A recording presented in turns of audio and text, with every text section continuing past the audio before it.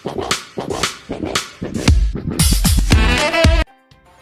semua, Assalamualaikum warahmatullahi wabarakatuh. Kenalkan, nama saya Anita Zulman dengan NIM 2104-2007 dari Departemen Ilmu Administrasi Negara, Fakultas Ilmu Sosial Universitas Negeri Padang.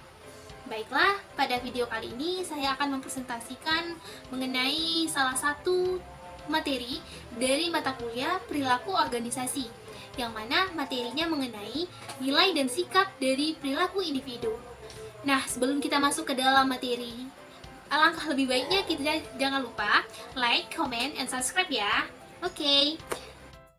Nah, mengenai materi dari nilai dan sikap dalam perilaku organisasi, kita harus tahu dulu bagaimana apa saja poin yang membahas mengenai nilai dan sikap tersebut.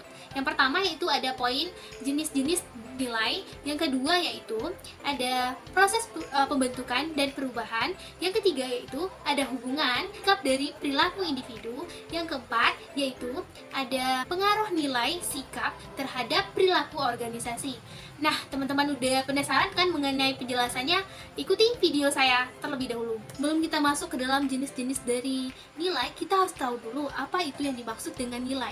Nilai merupakan standar atau ukuran norma yang digunakan untuk mengukur segala sesuatu, yang mana nilai ini sangat berpatokan terhadap dalam diri manusia, yang mana hadir sebagai absolut yang diidentik dengan perilaku manusia ataupun perilaku individu. Karena dari nilailah seluruh aturan pedoman masyarakat untuk bisa bertindak serta berperilaku yang baik, baik itu dalam dirinya sendiri ataupun dalam organisasi ataupun bermasyarakat. Nah, berdasarkan jenis-jenis dari nilai itu terdiri dari beberapa poin. Yang pertama itu berdasarkan nilai material, yang mana bisa kita lihat dari segala hal yang bermanfaat bagi jasmani manusia itu sendiri. Hal-hal yang dibutuhkan salah satunya adalah bentuk kebutuhan pokok. Nah, yang kedua itu mengenai nilai vital. Apa sih itu yang dimaksud dengan nilai vital? Nilai vital ini adalah segala hal yang bisa digunakan oleh manusia untuk melakukan kegiatan ataupun aktivitas. Contohnya, suatu pekerjaan pasti membutuhkan alat. Contohnya petani membutuhkan cangkul untuk melaksanakan pekerjaannya. Jadi hal yang digunakan oleh manusia ataupun individu ini untuk menyelesaikan suatu kegiatannya. Nah, selanjutnya yang ketiga yaitu mengenai nilai kerohanian. Segala bentuk yang bermanfaat bagi rohani manusia itu sendiri, seperti nilai kebenaran, nilai keindahan, serta nilai kebaikan. Nah, nilai kebenaran itu berpatokan terhadap unsur dari akal manusia itu sendiri. Bagaimana membedakan antara yang benar dengan yang salah, baik itu dari sikap mereka bertindak ataupun hal-hal yang bisa mereka lakukan dalam menyelesaikan suatu permasalahan. Nah, yang kedua itu berdasarkan nilai keindahan, perasaan estetis terhadap suatu hal. Karena dalam diri manusia itu antara nilai keindahan ini berbeda-beda, baik menyukai satu objek dengan objek yang lain. Nah, yang ketiga itu berdasarkan nilai kebaikan. Nah, ini berdasarkan moral, sikap dari manusia itu sendiri. Bagaimana mereka cara bertindak untuk mendapatkan nilai yang baik dan mendapatkan nilai yang jelek. Karena itu berpatokan dalam diri manusia itu sendiri. Nah, contohnya cara untuk berbicara mengenai aturan dari sopan santun itu sendiri. Keempat yaitu mengenai nilai religius. Ini berpatokan terhadap spiritual itu sendiri.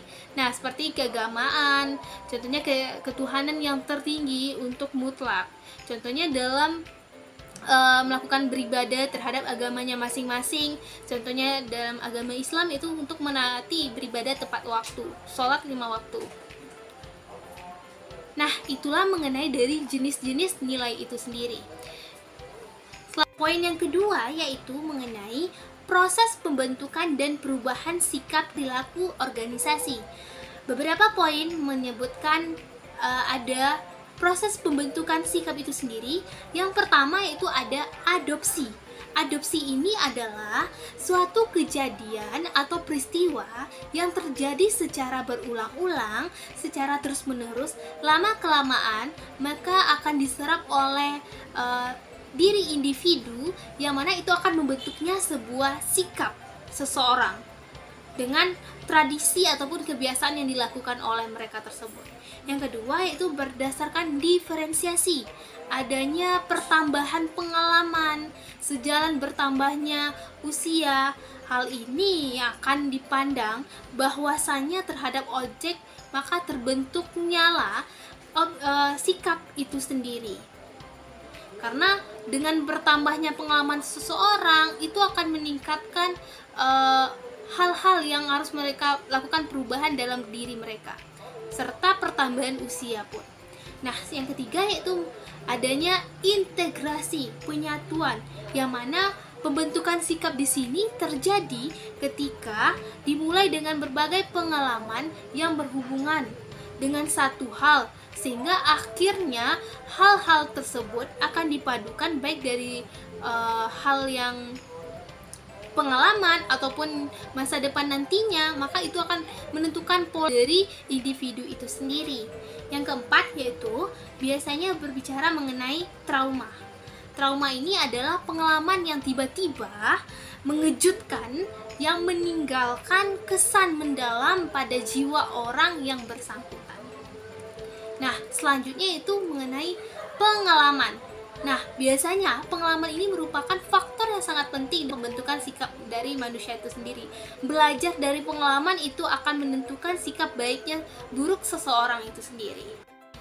Nah, mengenai perubahan sikap dari seseorang terhadap perilaku individu ataupun perilaku organisasi disebabkan oleh beberapa faktor yang telah saya jelaskan tadi. Mengenai faktor internal itu berdasarkan dalam diri seseorang, yang mana itu yang pertama itu faktor genetik, yang mana pembawaan dari lahir itu dimiliki sifat dari individu itu sendiri, mana nantinya mereka berkembang serta tumbuh dengan sifat-sifat ataupun nilai-nilai yang mereka miliki, atau pembawaan dari gen orang tuanya nanti.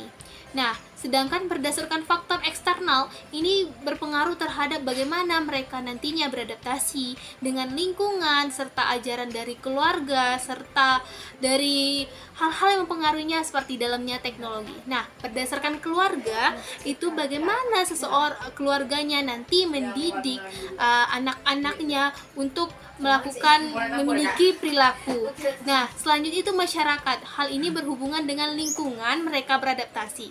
Biasanya dalam masyarakat ini dipengaruhi oleh bagaimana mereka dalam beradaptasi terhadap lingkungan, pembawaan dari masyarakat sekitar, apakah mendukung dari sektor mereka untuk bersikap, karena ini sangat mempengaruhi karena individu bergaul dengan masyarakat sekitar. Hal ini akan membawa perubahan bagi sikap, baik itu baik maupun buruk. Nah, selanjutnya itu mengenai teknologi. Nah, teknologi ini yang sangat gempar terjadi pada saat sekarang ini karena perkembangan teknologi semakin pesat dapat berubah perilaku ataupun sikap dari masyarakat itu sendiri ataupun individu. Karena apa? Karena berbagai hal-hal yang didapatkannya di dalam yang namanya teknologi ini. Salah satunya penggunaan gawai ataupun gadget. Nah, ini yang akan bisa merubah perilaku manusia ataupun bisa mengakses bagaimana mereka untuk bisa mempelajari sikap-sikap berasal dari daerah lain ataupun negara lain, serta hal ini dikeluarkan dalam diri mereka. Nah, poin yang ketiga yaitu mengenai hubungan nilai dan perilaku individu. Bahwa kita ketahui nilai sikap terhadap perilaku individu itu sangat penting karena mereka saling berkaitan satu sama lain. Bagaimana mereka nantinya bertindak, maka itu akan didasarkan pada nilai dan itu berdasarkan sikap nantinya mereka terapkan.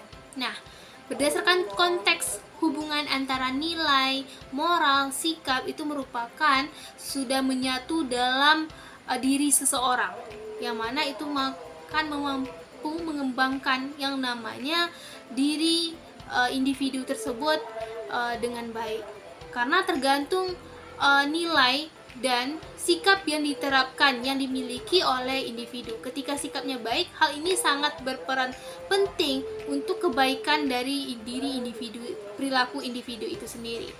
Nah, ketika dalam hal ini munculnya nilai, sikap, perilaku pada individu, hal ini sangat bisa yang namanya mendorong naluri ia untuk bertujuan memenuhi kesenangan dan kepuasan dalam dirinya sendiri. Karena apa? Karena nilai, sikap, dan perilaku yang mereka kerjakan akan menimbulkan kesenangan dan kepuasan bagi sendiri ketika mereka mampu merealisasikannya dengan baik. Nah, berdasarkan hubungan nilai, sikap, dan perilaku individu tadi, bahwa dapat kita simpulkan bahwa orang yang memiliki sistem nilai lebih tinggi, maka cenderung berperilaku lebih terkendali dibandingkan dengan seseorang yang memiliki sistem nilai rendah. Karena orang-orang yang memiliki aturan yang lebih ketat dan memiliki nilai-nilai yang bagus serta diterapkan secara ketat dalam dirinya, mereka akan menyesuaikan dengan perilakunya, berbeda dengan orang yang memiliki sistem nilai yang rendah nantinya. Nah, sedangkan berdasarkan orang yang memiliki sistem nilai berbeda, maka akan mempengaruhi pandangan tentang mutu suatu tindakan dari produk itu nantinya. Karena apa? Karena nilai yang berbeda itulah yang akan mempengaruhi bagaimana mereka nantinya bersikap dan bagaimana cara mengarahkannya pada dirinya dan mengaktualisasikan pada lingkungannya nanti. Nah, selanjutnya itu mengenai pengaruh nilai dan sikap terhadap perilaku organisasi. Berdasarkan nilai aturan yang dimiliki nantinya, ketika mereka udah menerapkan sikap secara optimal, maka mereka akan bisa mendapatkan perilaku serta tindakan terhadap organisasi dengan baik, sehingga dapat mengarahkan segala pelaksanaan serta teknisi dari suatu organisasi untuk mencapai tujuan dalam organisasi itu sendiri. Nah, biasanya pentingnya nilai-nilai untuk mempelajari perilaku organisasi ini karena nilai menjadi dasar untuk memahami sikap serta memberikan motivasi, karena nilai mempengaruhi persepsi kita. Individu-individu yang memasuki organisasi dengan gagasan yang dikonsepkan sebelumnya mengenai apa yang seharusnya dan tidak seharusnya mereka nanti lakukan. Penjabaran mengenai materi nilai dan sikap dari perilaku organisasi. Nah, semoga apa yang telah saya sampaikan tadi mengenai poin-poin dari materi kita pada hari ini, semoga dapat bermanfaat bagi kita semua serta menambah pengetahuan kita nantinya mengenai yang namanya sikap dan perilaku organisasi, dan bisa kita terapkan nantinya di dalam kehidupan kita sehari-hari, bagaimana kita akan nantinya bersikap serta menerapkan nilai-nilai dalam kehidupan serta dalam organisasi itu sendiri. Nah, saya ucapkan terima kasih. Kalau ada salah dan janggal, saya mohon maaf. Saya tutupi dengan Assalamualaikum warahmatullahi wabarakatuh. Sampai jumpa.